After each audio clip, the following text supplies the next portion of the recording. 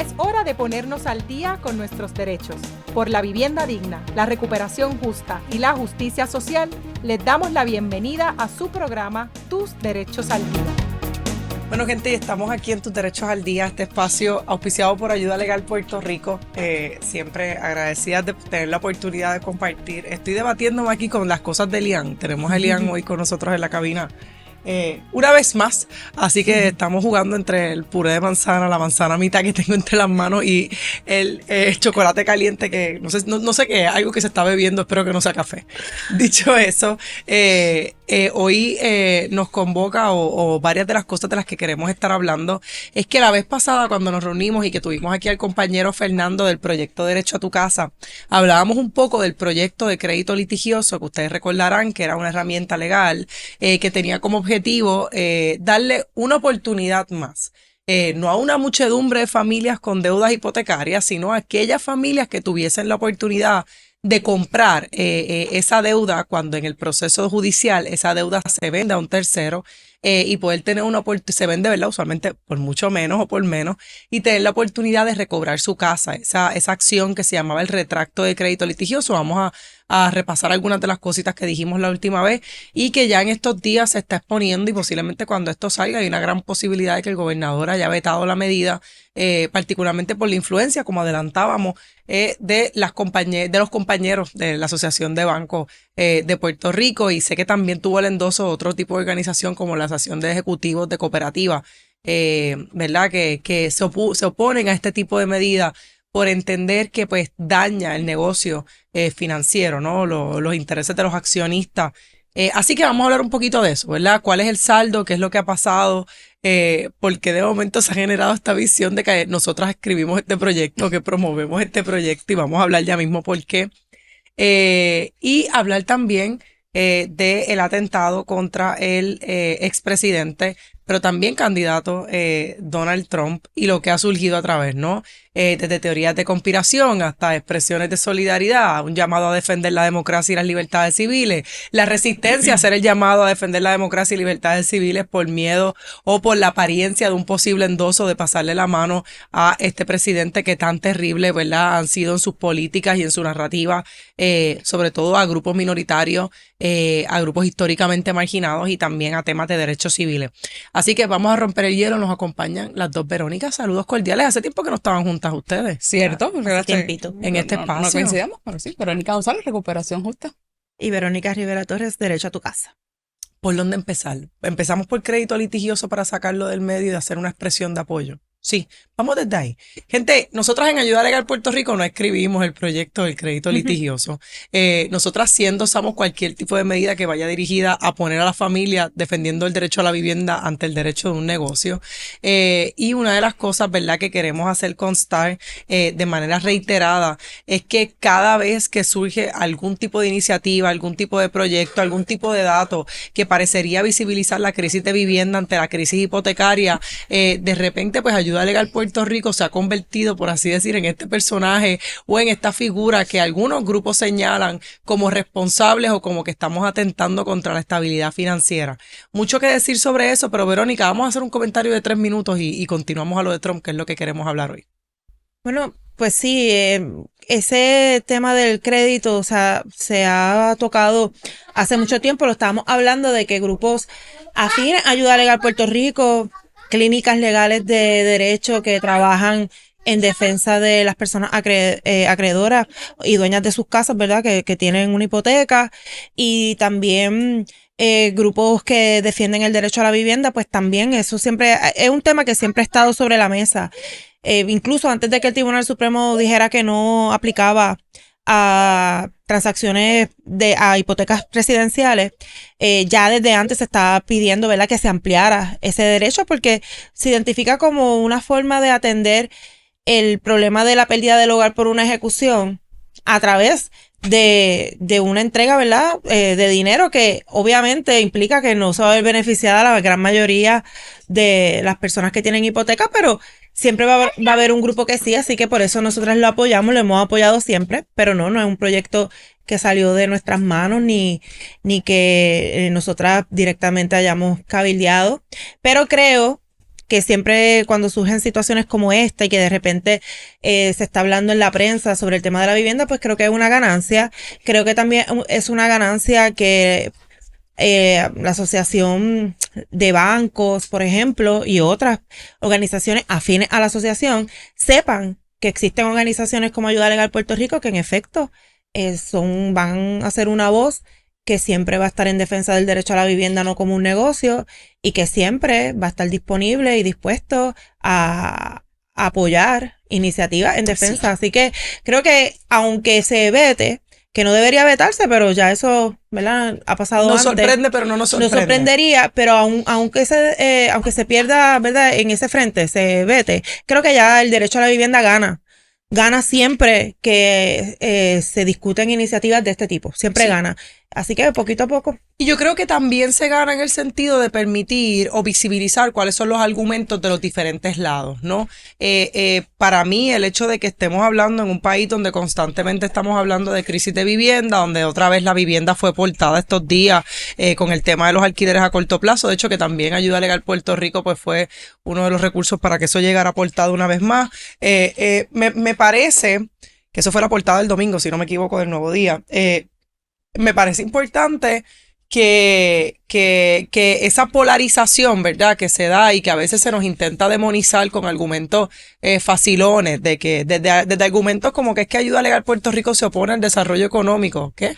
A argumentos como que Ayuda Legal Puerto Rico está explotando la crisis de vivienda, ¿cómo?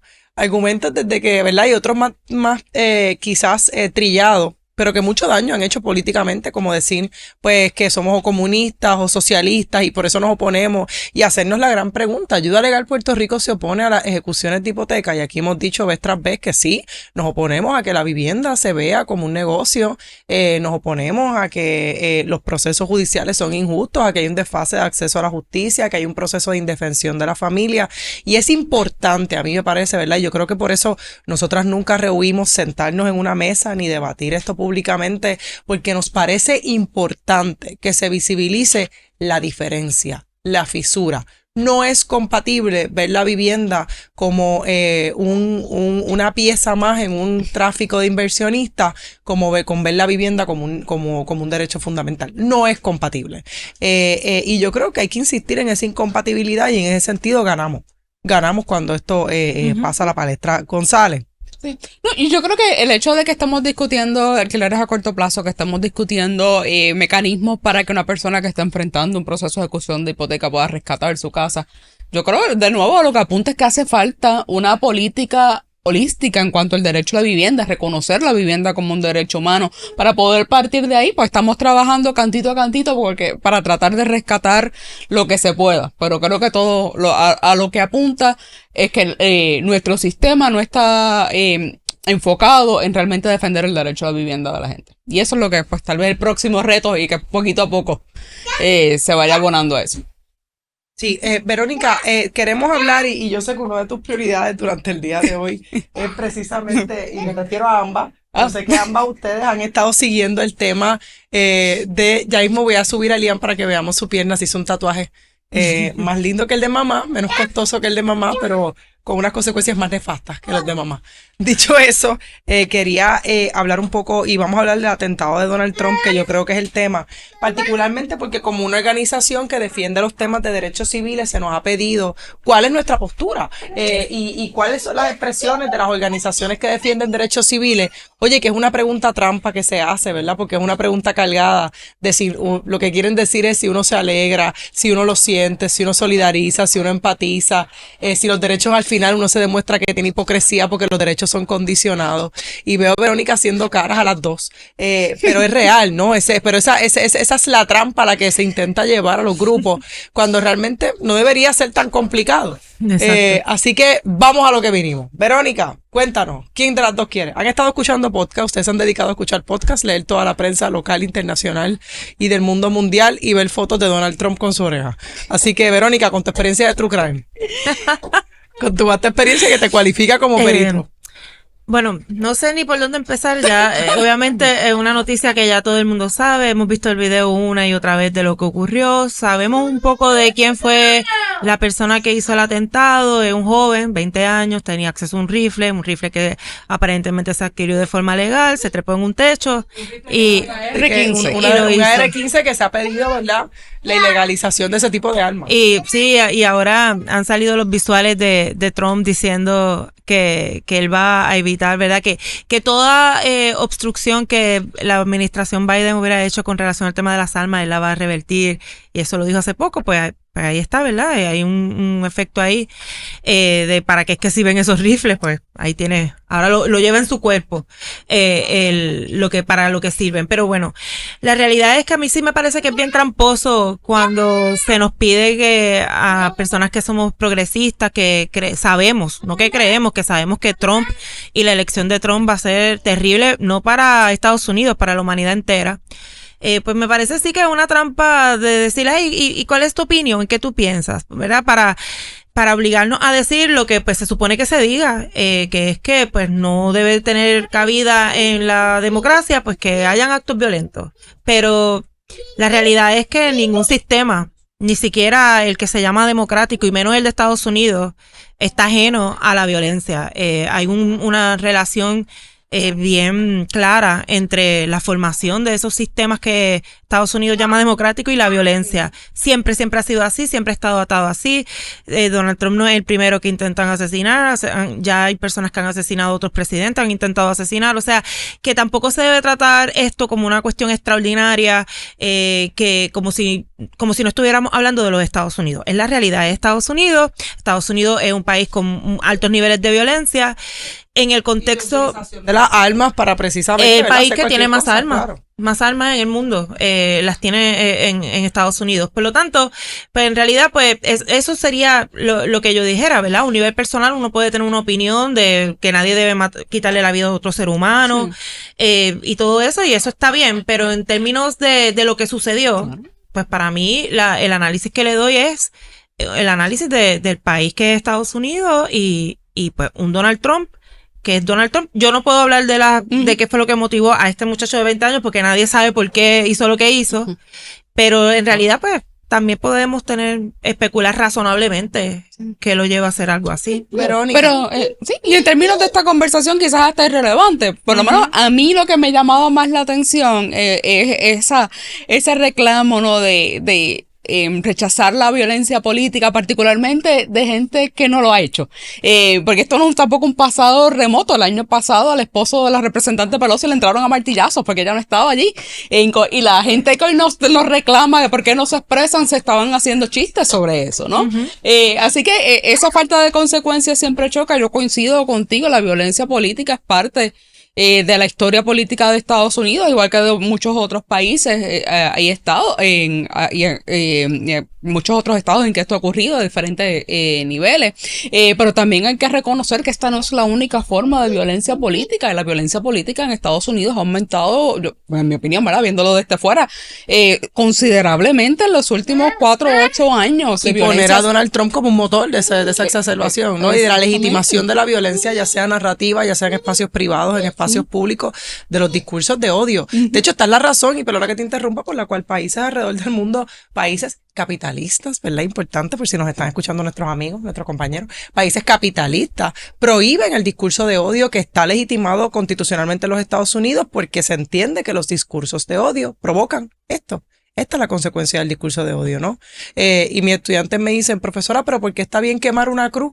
Si sabemos que quemar una cruz eventual, ¿verdad?, frente a una casa de una familia negra, si hay un perímetro, ¿verdad?, y se ha decidido que si hay un perímetro no está cerca y no es un peligro inminente, es una libertad, es un acto protegido por la libertad de expresión, siempre y cuando no dañe propiedad.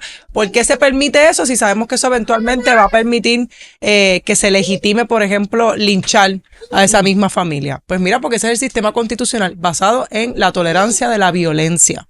La violencia que el Estado controla o que el Estado legitima. Y eso es lo que hay. Sí, y esa es y para ser justo, o sea, hacer esa distinción en que es una expresión legítima versus que es una incitar al odio y que puede ser peligroso, a veces es mucho más difícil de prever de lo que, ¿verdad?, de lo que uno pensaría, o cuando uno va caso a caso, es que tiene que establecer las normas y es un juego distinto, pero la realidad es que hay mecanismos y hay sistemas para que se supone que eviten que que esa expresión se convierte en un acto de odio que pueda poner en riesgo la vida de una persona. En otros países esas expresiones están mucho más limitadas. En Alemania, por ejemplo, no juegan con hablar de nazis, está completamente prohibido. En Europa igualmente las políticas de difamación pueden ser mucho más estrictas que en Estados Unidos. Porque tienen una historia que claramente, ¿verdad? Demuestra, ¿verdad? A lo que lleva ese tipo de expresión. Incluso en países, ¿verdad?, donde conseguir armas. Y porque la expresión en sí misma es violencia, o sea, claro, en sí misma, aunque no tenga otros resultados en sí mismo, es bien violento. Pero yo quería, así que como estamos entre amigas, hablar un poco de las teorías de conspiración que nacieron al momento, porque a mí, de verdad, de todo, lo que más me ha impresionado es ver amistades y personas convencidas, o sea, fue como ver lo que pasó, el video, y como a los 5 segundos ya yo tenía gente en las redes sociales diciendo que eso era stage, pero que era mentira. Pero empieza tú. ¿Qué tú tienes que decir sobre eso? Porque yo voy a defender, no a los conspiracionistas, pero voy a defender las raíces de por qué la gente desconfía tanto de la verdad. Por eso mismo es de lo que me gustaría que habláramos un poco, porque a mí sí me sorprendió, porque por lo que acabamos de decir, yo creo que a nadie que conozca la historia de los Estados Unidos le puede sorprender que una persona atente contra la vida de un candidato a la presidencia o incluso a un presidente. No nos puede, objetivamente, lo que se dice sorpresa, no nos puede sorprender. Pero sin embargo, cuando se vio eso, muchas personas pensaron, no, eso fue creado, eso no es verdad, no se escucha, no parecen ser tiros. O luego, pero ¿y cómo es que no hirieron a nadie más? O ¿por qué Trump salió tan tranquilo? Y creo que tiene que ver, y también está atado, ¿verdad?, a lo penoso que está la discusión pública en nuestro país y en los Estados Unidos, en las redes sociales, esta cuestión de los fake news, la cuestión de sentir que no tenemos quien nos representa y que siempre nos están engañando, por lo tanto lo que ven tus ojos no es la realidad, porque puede haber otra realidad que nos están ocultando. En el caso particularmente de lo que pasó, yo sí creo, y lo estaba comentando el otro día, que Estados Unidos se ha alimentado mucho de un imaginario de esta superpotencia, superpoderosa, que siempre es segura. Y esto es otra cosa que no es correcta, porque en Estados Unidos hay a cada rato tiroteo en las escuelas, pasó las Torres Gemelas, o sea, a niveles grandes, masivos, y a niveles bien chiquitos, Estados Unidos es súper violento y no asegura la vida de nadie. Más sin embargo, sigue creando esa narrativa, y entonces la gente no podía como que creer que ¿por qué se tardó tanto el servicio secreto en llegar? ¿Por qué dejaron que ese muchacho se trepara al techo? Bueno, porque son seres humanos, son instituciones como las puede haber en Puerto Rico, como las puede haber en cualquier otro país, que aunque si bien tienen muchos más recursos, a la hora de la verdad pueden fallar. Pero me impactó muchísimo, porque el video para mí es bastante claro, y lo que se nos estaba diciendo es que todo era creado. O sea, que todo lo que estábamos viendo no era real, sí, y que era una gran conspiración. Y yo coincido totalmente en tu análisis de la cuestión de desconfiar de la verdad, porque nos han mentido tanto, pero también yo creo que estos años después de la pandemia han sido bien fundamentales en qué es la mentira, qué es la verdad. Pero me quería detener en lo que tú acabas de decir sobre la cuestión de la falsa sensación de bienestar que necesita todo imperio para funcionar. La idea de que nosotros somos mejores, de que entonces el otro, y eso va de tiempos, ¿verdad?, inmemoriales en la colonización, pero Estados Unidos como el colonizador estrella, en el sentido, por ejemplo, de hablar de esa otredad. ¿Se acuerdan cuando Bush hablaba del eje del mal? El eje del mal, y siempre es pintar al otro. Y cuando de momento le dan el tiro a Trump, las palabras son USA, USA, y ahí viene el verdadero performance que se ve tan teatral, pero es que eso es Estados Unidos, es ese performance. Y yo creo que eso también hizo a la gente desconfiar, el hecho de lo magistral, como él le da el vuelco, lo bien que le salió, se pone los zapatos y levanta el puño. O sea, un héroe, un mártir en ese sentido.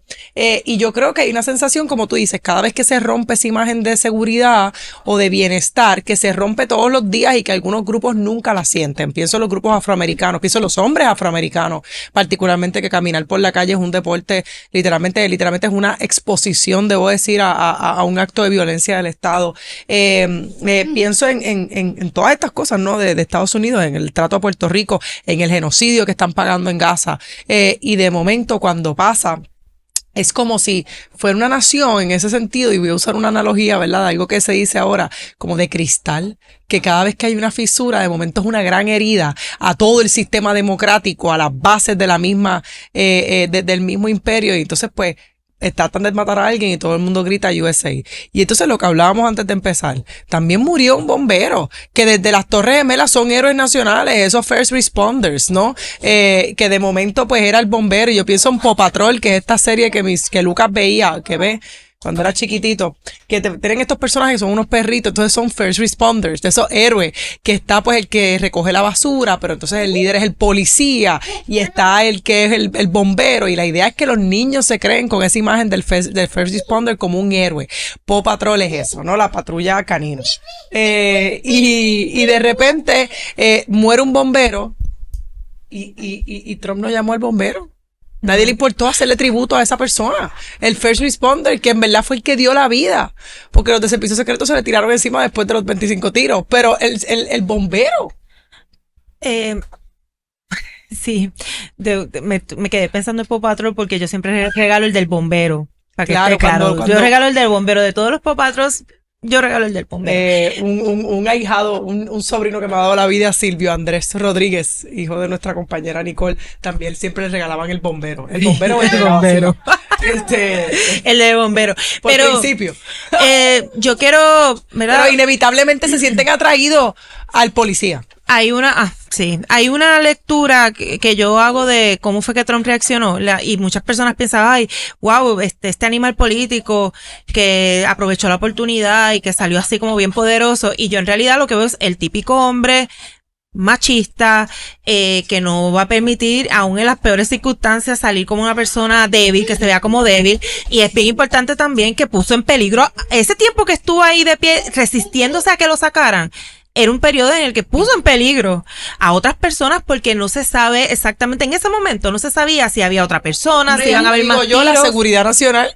Y él le importó 3 pepinos porque para él era más importante ponerse los zapatos y hacer, ¿verdad?, los gestos para incitar a las personas, ¿verdad? Y decir, mira, estoy sin un pedacito de oreja, pero estoy bien. Y en realidad es tan irresponsable. Y yo no vi nada ahí que no sea el Trump que hemos visto toda la vida. Pero ciertamente, poder sacarle, pues el Trump que hemos visto también es tratar de sacarle punta a cualquier cosa. Exacto. A cuesta de lo que sea, Exacto, ¿no? Y sí. se queda Sí, no, de acuerdo, el por que fue, eso. así que sí, enteramente O sea, que no es que se consistente. creció en el momento de la adversidad. Exacto. Sino que ahí vimos el Trump de siempre. Sus peores instintos al acecho, como siempre. Sabemos que aún, pero yo tengo que pensar que después cuando le bajó la adrenalina pensó, por poco me matan. Yo eso puedo pensarlo, pero en ese momento ese era el Trump que hemos conocido siempre, así que para mí Muy parecido nada. a Bolsonaro y muy parecido a... Sí, se parecen muchísimo, pero dicen que eso va a tener un efecto en las elecciones. Yo creo que la línea de ganar de Trump ya estaba ahí bastante Ya las cartas estaban sólida, así que todavía Pero yo sí creo que va a No sé afectar más. particularmente en un aspecto, hasta después del debate había una parte del Partido Demócrata que estaba siendo muy vocal de que era necesario reemplazar a Biden como candidato. Yo me imagino que esas voces van a bajar un poquito porque ahora sí que nadie va a querer correr. No querían correr antes, ahora sí que no van a querer. Verónica. Pero tú quisieras competir contra el nuevo mártir. Yo no. yo pienso, Bueno, pero de mira, eso se trata, ¿no? Eso no fue lo que hiciste. Eso no es la historia de la humanidad. Competir contra el Martín. No, después tú- de tú- esto, yo estoy convencida de algo. Si los demócratas tienen una oportunidad de ganar, tienen que dejar a Biden ahí y tienen que dejarlo ser. Tienen que dejar ya de estarlo controlando lo que dice. No. Para competir con Trump, yo creo que Biden está en el mejor momento de su vida. Yo creo que... Que lo suelten por ahí y que diga todo lo que tenga que decir, y si se le olvida, no se le olvida, pero lo importante es que pueda ser una voz que de verdad se diferencie de la de Trump. Y yo pienso que los demócratas, si de verdad fueran a sacar a Biden, no va a ser para poner a alguien más progresista que Biden, que crea en que las personas en Palestina tienen derecho a vivir en paz. Sobre todo No va a porque el ser eso. atentado de Trump se ha exaltado, y aunque obviamente yo no estoy comparándolo, pero estoy hablando del análisis de que llevamos hablando de esto como si esto fuera una cosa única y excepcional. Las coberturas me recuerdan mucho a las coberturas 9/11, literalmente, todo se de paralizó, la crisis claro. de emergencia. Y cuando hay crisis de emergencia, es un país violento y conservador, busca un gobierno violento y conservador. Y yo creo que en ese sentido, ¿verdad? Es muy negativo lo que ocurrió. Yo creo que aquí, y muy interesante también, como no hemos visto esas fotos del atacante tanto como se ha visto en otros espacios, era republicano, tenía afiches de Trump frente a la casa, era un hombre blanco, ¿verdad? Como siempre son estos francotiradores usualmente, los shooters, los active shooters siempre son blancos. Y pues no se ha hablado mucho de él. De hecho, yo creo que hasta también se ha tenido mucho cuidado en patologizarlo y decir, como se dice en otros casos, es que estaba loco. Porque no puede estar tan loco porque era un Trump supporter. Así que hay que tener cuidado, o sea, hay que ir al fino. Se las puso difícil el asesino. Se las puso difícil a todo el mundo. A todo el mundo, a Sí. todo el mundo. Yo me imagino que ellos hubiesen querido decir que tenía un apellido que venía de Irán o de Irak. O vincularlo con grupos de izquierda. Con un grupo de izquierda o que tuviera un bisabuelo, qué sé yo, no sé, menos blanco de lo que era, pero se las puso bien difícil y con mucho cuidado de patologizarlo. El hecho del arma que se utilizó se las ha puesto bien difícil, ¿verdad? Pero sí, sin duda representa una victoria para Trump y representa también un tratar de poner contra la pared a los grupos que defendemos de libertades civiles en ese juego atroz donde dicen uno defiende los principios y no las personalidades, que yo fuertemente creo principios y no personalidades, pero aquí no se trata de defender principios censurando la violencia que pasó Trump, ¿verdad? Yo puedo decir que obviamente en el ruedo político no queremos que las personas se paren en un sitio y que les entren a tiro. No queremos eso, sobre todo cuando venimos de los espacios o de las partes ideológicas donde nuestras compañeras y compañeros de ahora y de antes son los que se veían enfrentados a tiros y perseguidos, desaparecidos por la policía, etcétera, etcétera. No queremos eso, claro que no queremos eso. También reconocemos que eso pasa y que es parte del proceso político y quisiéramos vivir en un mundo donde eso no es la realidad. Dicho eso, cuando sucede, tenemos que poder hacer el posicionamiento de decir, no queremos eso, pero eso no significa que renunciemos a todos nuestros planteamientos en contra de este presidente e incluso de su dosis de responsabilidad. De esa dosis de responsabilidad que sin duda tiene quien promueve la violencia como el mecanismo de hacer campaña. Aquí y en todos los lugares, ¿no? Porque Trump, la gente al principio, yo me acuerdo, yo al principio cuando veía a Donald Trump, yo decía, Dios mío, pues ese tipo está...